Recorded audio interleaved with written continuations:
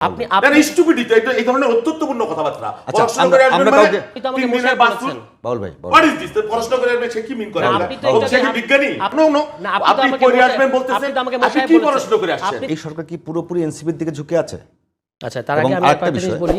জি বলেন। আদর্শিকভাবে আপনাদের সঙ্গে বিএনপির নৈকট্য আছে। আচ্ছা, তার আগে বলি যে বিরোধটা কোথায়? রাজনীতিকে যদি আপনি চালাকিতে পর্যবেসিত করেন তাহলে যা হয় সেগুলো হচ্ছে আমার প্রিয় ভাইয়ের কথার মধ্যে আমি এগুলো পেলাম।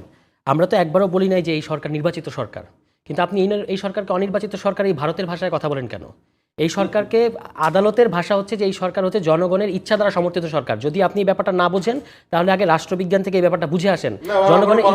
জনগণের ইচ্ছা দ্বারা সমর্থিত সরকার। প্লেটো অ্যারিস্টটলের ভূমিকা পালন করেন, এই কথা বলবেন না। নো আপনি পড়ে আসবেন বলতেছেন আপনি কি প্রশ্ন করে আসছেন? আপনি তো আমাকে মশাই বলছেন, মূর্খের মতো কথা বলেন এখানে। আপনি তো আমাকে মশাই বলছেন। বাউল ভাই হোয়াট ইজ দিস প্রশ্ন করে আসবেন সে কি মিন করে সে কি বিজ্ঞানী? আপনি একটু আগে মশাই বললেন কেন? বাউল ভাই অবশ্যই মশাই। আচ্ছা আমি তাহলে আমিও তো বলবো পড়াশোনা কি আমি আপনাকে বলেছি? হ্যাঁ, তা কাকে বলছেন? আমি তো এটা বলেছি যে যারা এটা বুঝে তারা করবে।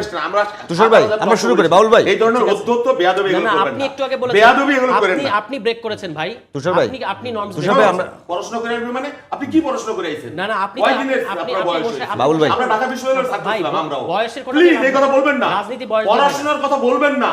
আপনি কি প্রশ্ন করে আইছেন? আপনি কি সক্রেটিস না অ্যারিস্টটল? না সক্রেটিস অ্যারিস্টটল ভালো লাগবে না, নরমাল জিনিস বাউল বুঝতে ভাই হবে। ইসলামী বাউল ভাই আপনি স্টুপিডিটি এই ধরনের অত্যন্তপূর্ণ কথাবার্তা আচ্ছা, প্রশ্ন করে আসবেন আমরা মানে কাউকে হোয়াট ইজ দিস?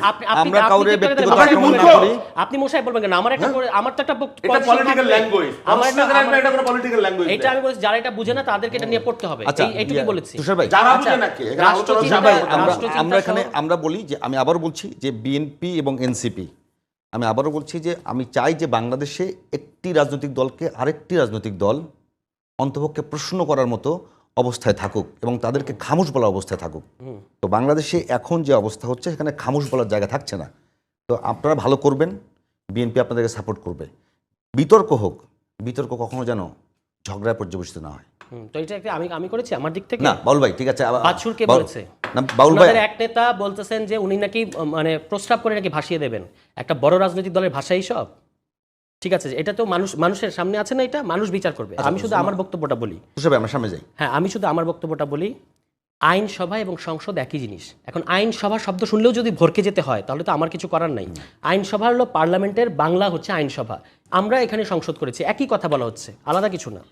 রাষ্ট্রচিন্তা কিংবা এই ধরনের ছোট ছোট গ্রুপকে এখন অবজ্ঞা করে উড়িয়ে দেওয়া যেতে পারে, কিন্তু গত আওয়ামী লীগ আমলে এই যে সংবিধান সংস্কার, রাষ্ট্র কাঠামো সংস্কার, এগুলো নিয়ে তারাই সবচেয়ে ইন্টেন্সিভলি আলোচনা করেছে। সেই আলোচনা থেকেই গণতন্ত্র মঞ্চ নামে একটা রাজনৈতিক জোটের আবির্ভাব ঘটেছে। সেটার সাথে বিএনপি মিলে আপনার এই যুগপৎ আন্দোলনে 31 দফা দিয়েছে। এটা ওই বিএনপির যে জহিরুদ্দিন মাহমুদ স্বপন সহ সংশ্লিষ্ট নেতারা এটা খুব ভালো করে জানেন। ঠিক আছে, এটা এই ছোট ছোট গ্রুপগুলোই বাংলাদেশে প্রথমত আওয়ামী লীগ আমলের শাসনের সমস্যাটা তারাই শনাক্ত করেছে। ঠিক আছে, এটা যারা জানে তারা তো জানে, বাকিদের না জানলেও চলবে। আমি বলেছি যে এই সরকারকে অনির্বাচিত সরকার বলে, এটা হচ্ছে ভারতের ল্যাঙ্গুয়েজ। অনির্বাচিত সরকার আমরা বাংলাদেশে কোনটাকে বলি? যেটা হচ্ছে অবৈধ সরকার, মানে ফোর্সফুলি পাওয়ার টেক ওভার করেছে, এই ধরনের সরকারকে বাংলাদেশে অনির্বাচিত সরকার বলা হয়, যেমন ১/১১ সরকার। ঠিক আছে, এই সরকার সেরকম না। এই সরকারের ব্যাপারে আদালতের রায় হচ্ছে, মানে আদেশ দিয়েছে আদালত যে এই সরকার সংবিধানের 106। এই সরকারের বিরুদ্ধে কিন্তু অভিযোগ আছে। এই সরকার অভিযোগ কেন থাকবে না? অনেক উপদেষ্টা বা অভিযোগ ভারতের সমর্থিত অভিযোগ। আচ্ছা, অভিযোগ করেন আপনি, অভিযোগ তো আমাদেরও আছে, আমরা সমালোচনা করছি না এই সরকারের, কিন্তু আমরা বলছি যে এই সরকারকে অনির্বাচিত সরকার বলবেন আপনি, অর্থাৎ অবৈধ সরকার বলবেন, এটা তো ভারতের